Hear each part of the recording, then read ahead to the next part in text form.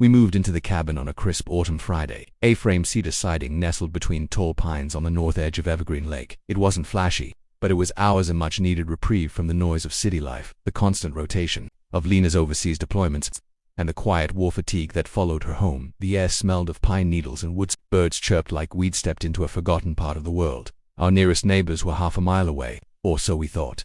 That illusion shattered the moment she arrived. A sharp knock rattled our new front door. 3 quick raps, impatient and full of purpose. I was still unloading boxes. Lena had just stepped out from the back shed, her boots muddy, sleeves rolled up, and a smudge of oil streaked across her forearm. I opened the door to find a woman in her mid-50s, trim blazer, pearl necklace, clipboard clutched like a badge of honor. Her lipstick was perfect. Her smile wasn't. "You must be the new owners," she said, not bothering to introduce herself. "That's right," I said. "Can I help you? I'm Karen Mallory, president of the Evergreen Lakeside HOA. We weren't notified of your move-in. That's a problem."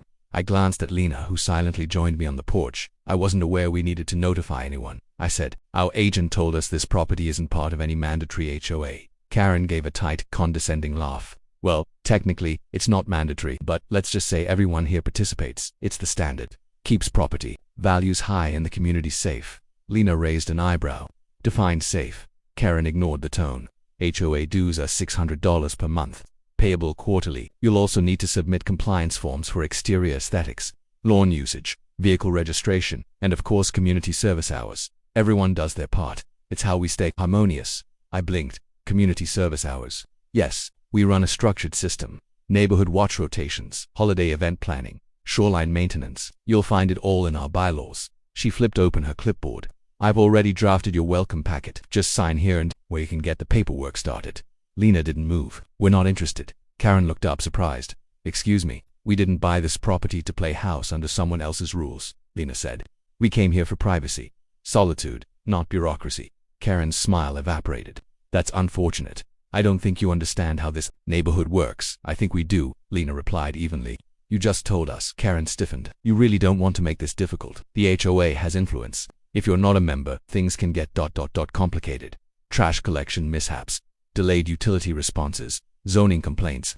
We're very organized." "Are you threatening us?" I asked.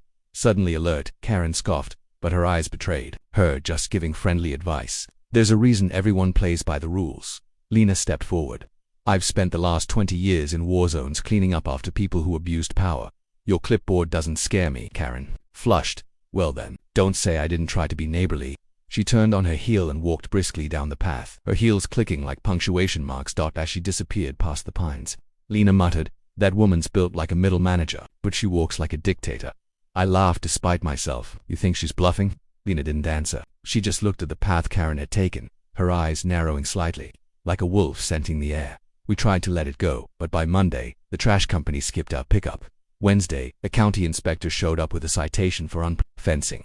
Our mailbox was flagged for being non-regulation black. Then came the note taped to our door. "This property is currently non. Fines will begin accruing if proper documentation is not submitted." Evergreen Lakeside HOA Compliance Office. There was no signature, no contact number. Just a threat.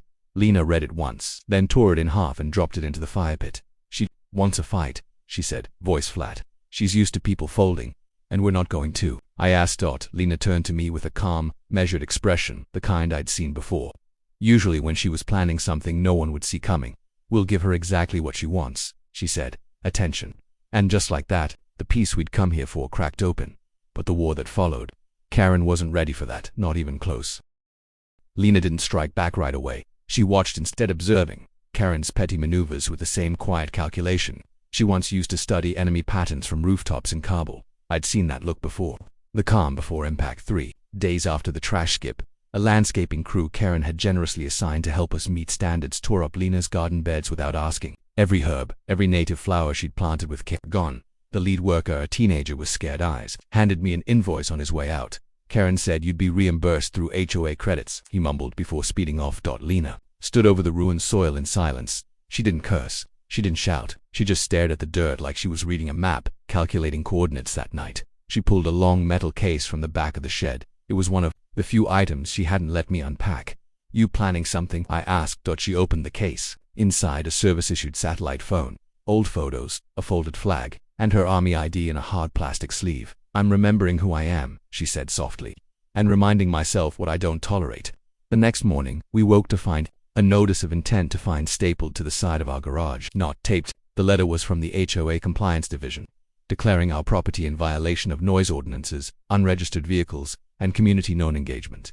Every accusation was vague, none were legal, but the last line sealed it: failure to join the Evergreen Lakeside HOA within 10 business days will be treated as an act of trespass, subject to legal action and police involvement. Lena crumpled the paper in one hand. She's escalating. Think she'll really call the cops? I asked. She wants a performance. She wants us to react. Lena paused. But she's about to find out what real authority looks like. It happened the following Friday. I'd gone to town for supplies, and when I returned, 2 county sheriff cruisers were idling in our driveway. Their lights weren't flashing, but their presence was unmistakable. Karen stood between them, gesturing wildly like she was narrating a soap opera. Behind her was a second woman from the HOA board, filming everything on her phone like it was a reality show audition. Lena sat calmly on the porch, legs crossed, arms resting on her lap. She didn't move as I pulled in beside the patrol cars. As I stepped out, Karen turned, triumphant. Officers, that's the husband. He's the one who refused to comply. They've ignored 6 warnings, trespassed on restricted HOA land, and there's military-grade equipment in their shed. This woman's unstable. She threatened me. She pointed at Lena as if directing fire. The lead deputy, the middle-aged man with a stiff posture and tired eyes, walked slowly up the steps. Ma'am, he said to Lena, we've received complaints about code violations, unregistered firearms, and verbal threats made against a homeowner. I need to ask you a few questions.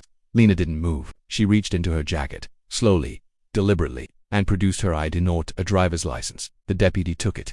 The moment his eyes locked on the laminated badge inside the sleeve, everything changed. He straightened, his tone shifted. Colonel Hunt, he asked. Lena nodded. United States Army, JSOC, retired. Yes, sir. He blinked, glanced over his shoulder at Karen, then back to Lena. Ma'am, I sincerely apologize. I was not informed of your status. Karen frowned. Wait, what status? What does that have to do with anything? The deputy turned. Ma'am, this is a highly decorated military officer with extended federal protections under the Uniformed Services Act. Your complaint doesn't constitute a legal violation. This is a civil disagreement of the tan, from what I see, dangerously close to harassment. Karen paled. She's intimidating me. No, the deputy snapped. You filed a false report, weaponized HOA status, and involved law enforcement under dishonest pretenses. If this continues, you may face charges. Karen stepped back, mouth twitching. Then came the moment that froze her in place. The second officer stepped forward, looked at Lena with respect, and said, Colonel Hunt, you for your service. Then he saluted her. Lena stood slowly and returned the salute. Karen's phone slipped from her hand and clattered to the porch. Nobody spoke. The officers turned and walked to their cruisers without another word. Karen stumbled after them, stammering excuses, and just like that, the power she'd wielded like a sword snapped. Karen didn't appear for 2 days after the porch incident. No morning patrols in her golf cart, no flyers taped to mailboxes, no clipboard click-clacking down the gravel walkways. For the first time since moving in, Evergreen Lake was quiet, not peaceful, but eerily still. The calm of a predator wounded, not gone. But Lena wasn't fooled. She's not retreating, she said. She's regrouping, and she was right. On the third morning, an envelope appeared in our mailbox. Thick paper, gold seal, HOA letterhead embossed with self-importance. Inside was a final demand for compliance, quoting obscure fabricated votes and vague references to community It even cited Lena's intimidating posture as grounds for a formal HOA security review. Beneath the legalese was a signature I recognized instantly. Karen Mallory, HOA president, acting under emergency authority. I looked up from the letter, shaking my head. She just won't stop. Lena folded the document in half, set it on the kitchen counter, and said, then it's time we stop playing defense. She started making calls that afternoon, not to lawyers, at least, not at first. She called other homeowners quietly, calmly, systematically. Within days, we learned the full scope of Karen's empire. She'd been running the HOA like a fiefdom for over a decade. Membership wasn't legally mandatory, but she manipulated people into thinking it was.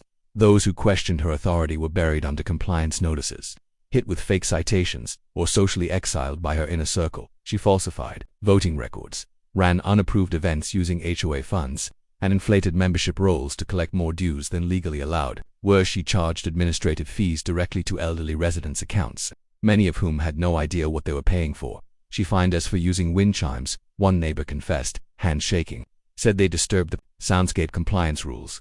She made me repaint my fence 4 times, another whispered, each time a different shade of beige. She threatened to report my son for truancy because he skateboarded on the cul-de-sac. All of it was documented, emails, voicemails, handwritten notes on forged HOA letterhead. By the end of the week, Lena had a file 2 inches thick. Time to go to war, she said, but not with weapons, with accountability.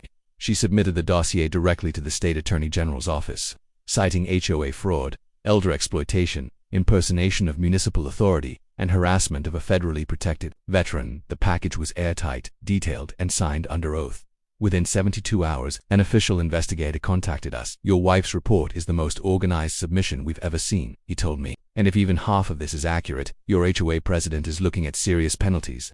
A week later, investigators arrived at Evergreen Lakeside in unmarked cars.